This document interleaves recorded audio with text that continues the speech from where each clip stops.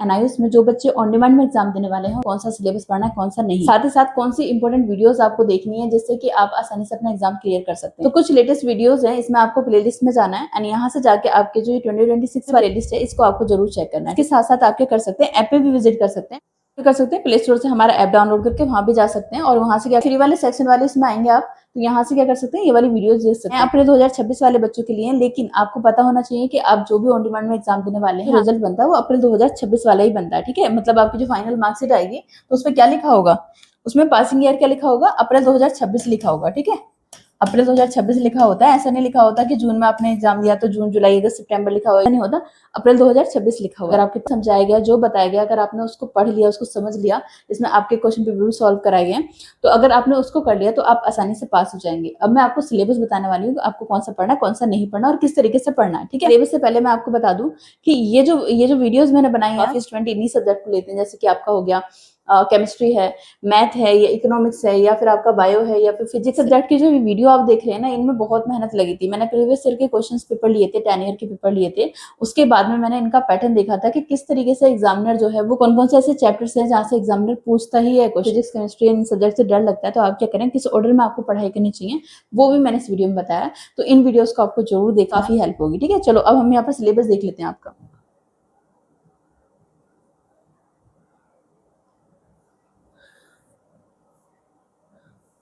2026 में एग्जाम दे रहे हैं तो एक तो आपको क्या करना है, आपको न्यू वाला सिलेबस डाउनलोड करना है। हिंदी अगर आपने सब्जेक्ट लिया है तो आपको ये न्यू वाला सिलेबस डाउनलोड करना है, न्यू वाली बुक्स डाउनलोड करनी है।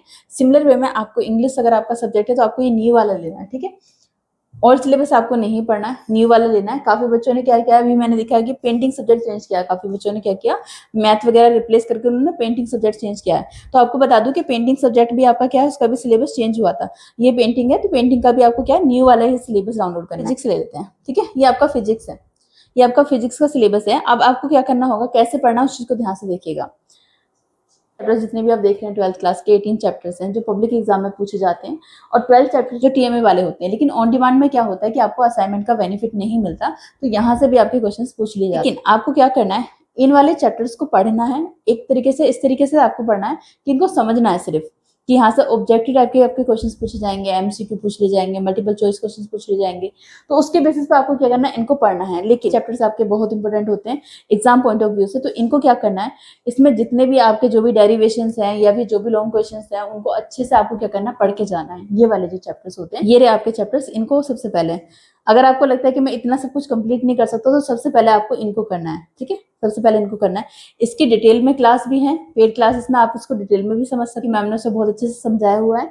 बाकी चैप्टर से जो इंपॉर्टेंट टॉपिक्स हैं उनको मैम ने वैसे भी समझाया हुआ है, जो फ्री सेक्शन में क्लासेस पढ़ी हैं उन लेक्चर्स को भी जाके देख सकते हैं। ठीक है, तो उससे भी आपके क्या होंगे, डाउट क्लियर हो जाएंगे और आप अच्छे से समझ पाएंगे, इसमें प्रैक्टिस हो जाएगी। वहां से शुरुआत करनी है, इनसे शुरुआत करनी है। इनको कैसे पढ़ना है, सिर्फ खाली इस तरीके से कि आपके मल्टीपल चॉइस क्वेश्चन पूछ जाएंगे, हालांकि इनका कॉन्सेप्ट आपका क्लियर होना चाहिए। हो सके तो एनआईओएस के बीवाईक्यू सॉल्व कर लेना, क्योंकि बीवाईक्यू मैंने माना कि एनआईओएस के जो क्वेश्चन पेपर होते हैं उनके सेंटर पर रखवा लिए जाते हैं, लेकिन जो आपके पब्लिक एग्जाम वाले पेपर होते हैं सिलेबस तो सेम ही है दोनों का। ठीक है, क्वेश्चन तो यहीं से बनेंगे, एग्जामिनर के लिए इंपॉर्टेंट टॉपिक्स होते हैं, वो उन क्वेश्चन से भी आपकी हेल्प होगी, वहां से भी आपके काफी रिपीट हो जाएंगे। तो आपको ये नहीं सोचना कि वो तो अप्रैल वाले हैं, ये नहीं है, उनको भी पढ़ लेना। ठीक है, एक सब्जेक्ट आता है आपका मैथ।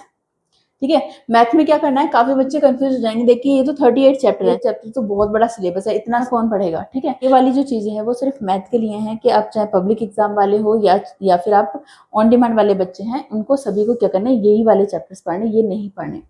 ठीक है, ये वाले आपके नहीं पढ़ने को। जब आप 11th क्लास का भी मैथ पढ़ते हो तो आपको क्या होता है कि 10th के मैथ की नॉलेज होनी चाहिए। ठीक है, उसका एक्सपीरियंस आपको होना चाहिए। अगर उसकी नॉलेज आपको नहीं है तो आपका 11th का मैथ भी आपको क्या होगा, डिफिकल्ट लगेगा। सिमिलर वे में कुछ चैप्टर्स आपको यहाँ पर दिए गए हैं कि ये आपको थोड़ी बहुत इनकी नॉलेज होनी चाहिए, ताकि आप बाकी के चैप्टर्स अच्छे से पढ़ सकें। मैथ में है, सिर्फ मैथ में इसलिए है क्योंकि यहाँ पर हम एक चीज देखें, देखो मैथ है और यहाँ पर इसमें दे रखा है पेपर डिजाइन का। ठीक है, तो यहाँ इन्होंने दे रखा है कि इसमें आपके कितने क्वेश्चंस बनेंगे, ये सब चीज मेंशन कर रखी है। बट इसके साथ साथ इन्होंने बोल रखा है कोऑर्डिनेट ज्योमेट्री 15 मार्क्स की है, अलजेब्रा 17 मार्क्स का है, रिलेशन एंड फंक्शन 30 मार्क्स का है, सॉरी 12 मार्क्स का है, कैलकुलस 30 मार्क्स का है, वेक्टर्स एंड 3 डायमेंशनल ज्योमेट्री जो है वो आपका 17 मार्क्स का है, linear programming and mathematical reasoning ये आपका 9 मार्क्स का है। तो टोटल कितने मार्क्स का हो रहा है, 100 मार्क्स का हो रहा है, ठीक है। क्या करना है, पूरा ही सिलेबस आपको पढ़ना है, इससे अलग बाकी के जो चैप्टर्स हैं उसे आप उसको आप छोड़ सकते हैं। बाकी हल्का-फुल्का नॉलेज के लिए कि आपके एमसीक्यू वगैरह पूछ लिए जाएँ तो आप उसको तो उसकी आप रिवीजन कर सकते हैं। बाकी आपको ये वाले मॉड्यूल पढ़ने हैं। इस तरीके से आपको बाकी के दूसरे सब्जेक्ट को भी पढ़ना है। आपने एडमिशन करा लिया तो आप क्या कर सकते हैं, क्लासेस ज्वाइन कर सकते हैं। आपको समझ में नहीं आ रहा है कि एडमिशन तो कर लिया, आगे रिजल्ट तक कौन गाइड करेगा, टीओसी के लिए मार्कशीट कब कहाँ सेंड करनी है, इस चीज़ को लेकर अगर आप परेशान हैं या आपको कोई प्रॉब्लम आ रही है तो आप क्या कर सकते हैं, काउंसलिंग ज्वाइन कर सकते हैं, ठीक है। स्क्रीन पे दिए हुए नंबर पे हमें कॉन्टैक्ट कर, एडमिशन नहीं कराया तो एडमिशन भी करा सकते हैं। लाइक आपको प्रैक्टिकल फाइल वगैरह नहीं समझ में आ रही कैसे बनानी है, अच्छी हैंड राइटिंग नहीं है, तो आप क्या कर सकते हैं, स्क्रीन पे दिए हुए नंबर पे इनसे कॉन्टैक्ट कर सकते हैं। आज वीडियो में इतना ही, मिलेंगे नेक्स्ट वीडियो में। Thank you for